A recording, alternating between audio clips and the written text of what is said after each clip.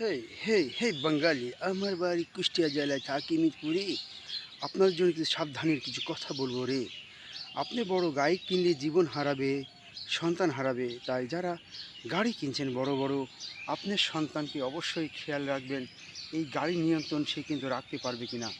আপনি বড় ধরনের গাড়ি কিনছেন, মোটরসাইকেল কিনছেন, কিন্তু ছেলেটি বয়স হচ্ছে 40 কেজি আর গাড়ি দিয়েছেন 80 কেজি। তাই সতর্ক থাকবেন। বিভিন্ন কোম্পানি যে পরিমাণে বড় বড় গাড়ি বের করছে, এটা কিন্তু একদম মৃত্যুর ঝুঁকি আমি মনে করি।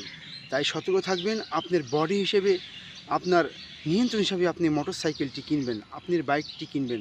আপনার বাবা মাকে অবশ্যই বলবো, যারা বাইক কিনছেন এবং যারা কিনে দিচ্ছেন সকলেকেই বলবো, আপনারা সতর্কভাবে গাড়ি কিনবেন। এমন গাড়ি কিনবেন না যে গাড়িটা আপনার মরণ কামড় হয়ে দাঁড়ায়।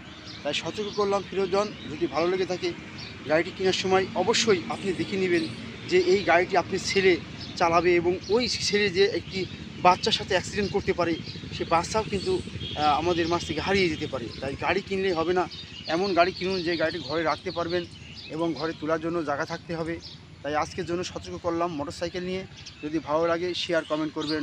আমি আবারও বলছি, আপনারা বাইকটা কেনার সময় আপনার শরীরের নিয়ন্ত্রণ হিসেবে এই গাড়িটি কিনবেন। ভালো থাকবেন। আবারও বিদায় নিচ্ছি কুষ্টিয়া মিরপুর থেকে। আমি সেই ফিরোজন। ভালো লাগলে ভিডিওটি শেয়ার করবেন।